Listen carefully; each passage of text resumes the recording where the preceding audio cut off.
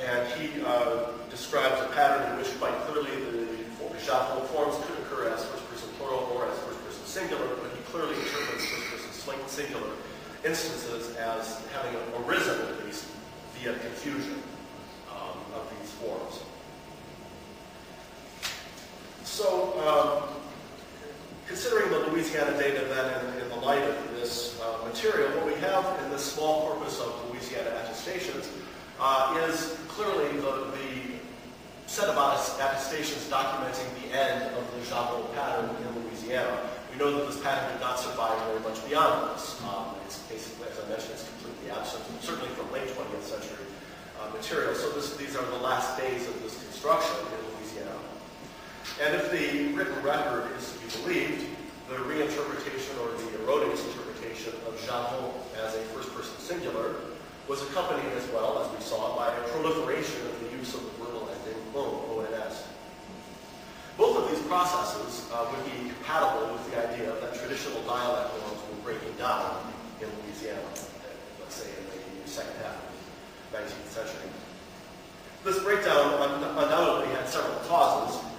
In some Louisiana communities, as we know, increasing anglicization and bilingualism meant that exposure to French was diminished.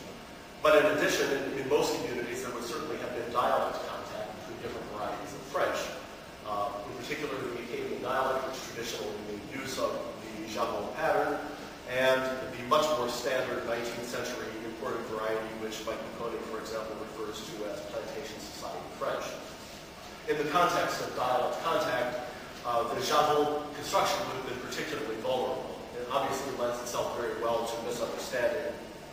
It could only lead to confusion and therefore was a particularly suitable candidate for elimination. This elimination would have been quite easy since the ONA pattern was already available and in use as a first-person plural in Louisiana.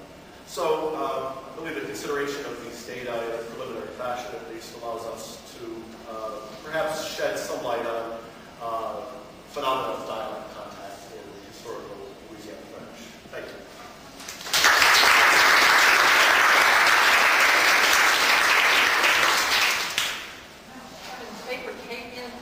Undertone.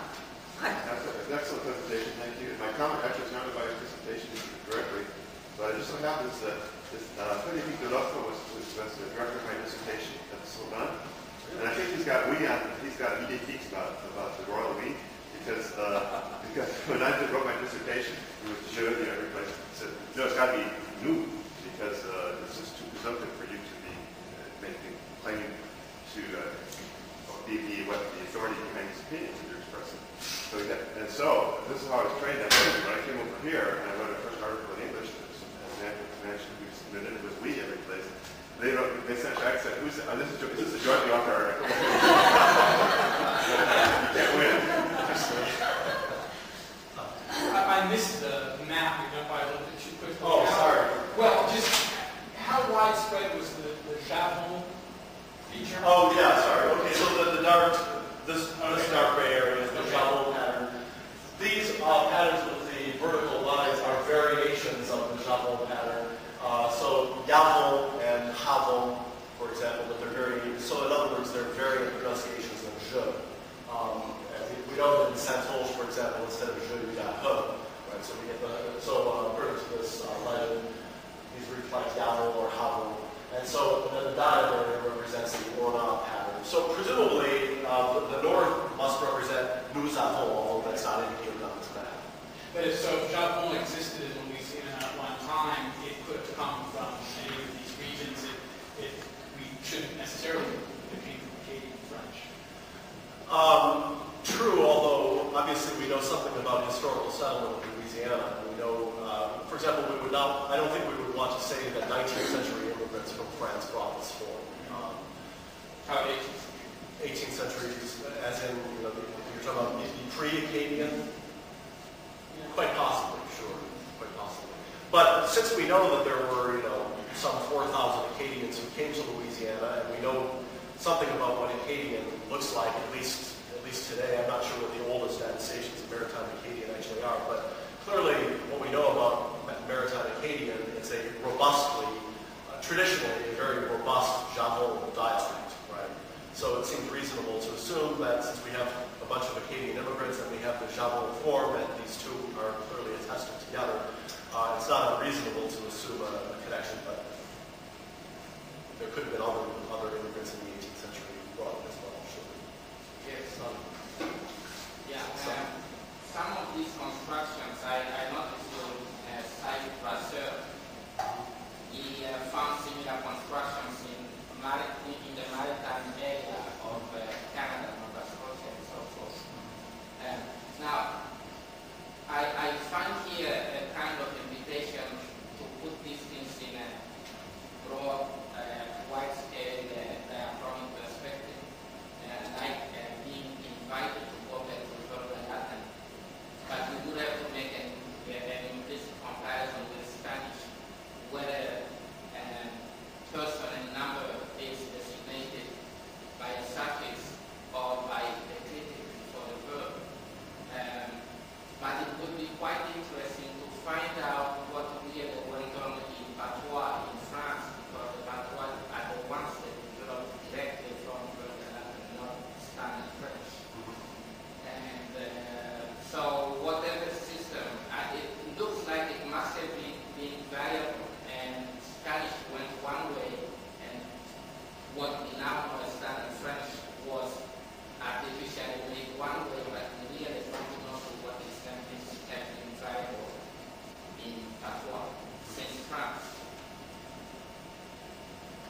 To what extent is, I missed your last one. The system in patois in France seems to have been variable, whether to designate person and number prefixally, which we call dative pronouns, or through suffixes, as in Spanish.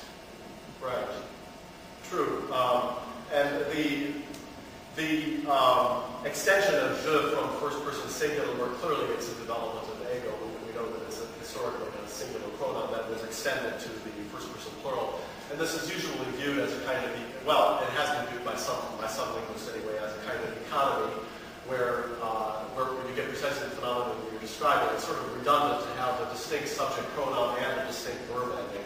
And so there could also, according to some writers, it could also have been a desire to have a different form for the clinic pronoun than for the disjunctive pronoun, which of course is not the case if you use nous for both. Right. And so by extending je, you get a different form for the clinic than you do for the disjunctive. So I think there's several different ways of looking at it.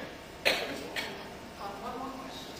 I noticed not one of the examples, especially literary ones, are actually how it happened with the aircraft bit.